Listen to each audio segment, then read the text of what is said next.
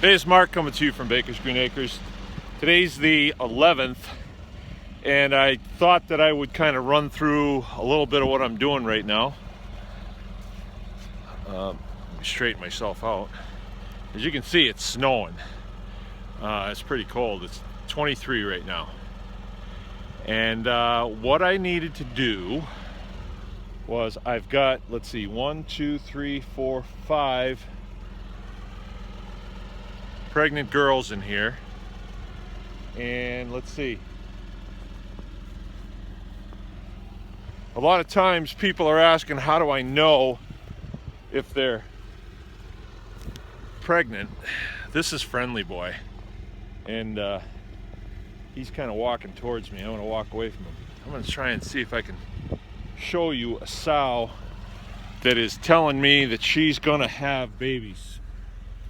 You can see how she's kind of hanging low there. It's a little hard to tell now because there's a good shot of Friendly Boy right there. Look at him. He's just wanting to be petted, I think. Never know with him.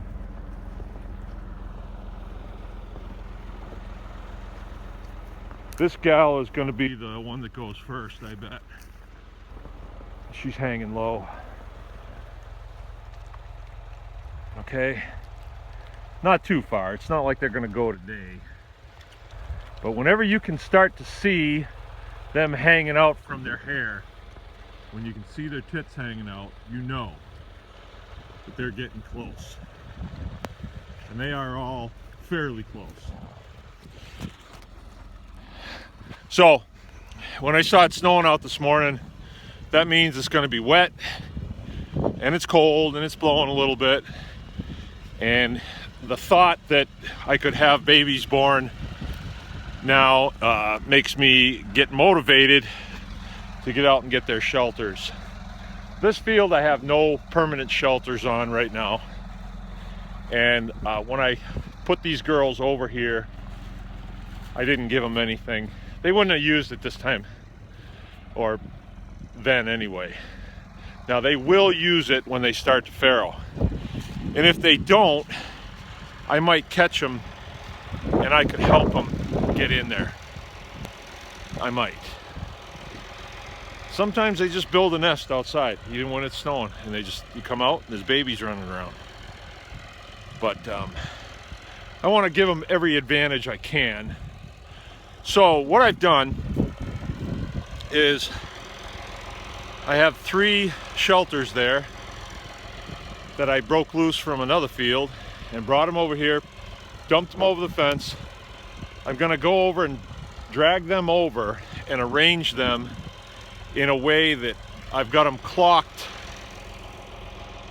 southeast, because when we have a sunny day, we want to get as much sun into that porta hut as possible to dry it out, or just to warm babies or warm moms. So we always clock them southeast, and I'm going to get it away from the barn because I don't want the barn to be blocking any advantage that I can get.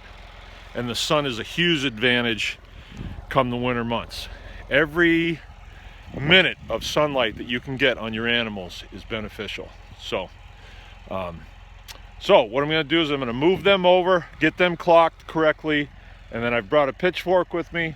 I've got a bunch of bedding here that I'm going to throw in. You know, it would have been nicer if the ground was bare when I set these up. It just didn't work that way. So that's about the best I can do, and that's what I'm doing today. It'll probably take me about a half an hour to get this done, and then I'm off to my next thing. Today's Sunday. We usually take it easy today, but we really can't. It's snowing. It's going to snow the rest of the day, all night, and tomorrow. So we should have a pretty decent accumulation. And maybe I can go through a little bit of, you know, what it's like for me anyway to work when you have snow. Snow removal is what I want to kind of broach the subject a little bit. It changes everything. It changes everything, because When you have livestock, they stand in this, their feet get wet, they lay in it, they get wet. So you've got to have some way to give them some shelter. These pigs, the Mangalitsa, if they need it, they take it. But if they don't need it, they're not interested in it. They would just as soon lay in the snow than in a shelter. Okay, I'm gonna cut it off there and get my stuff done. Come back to that in a bit.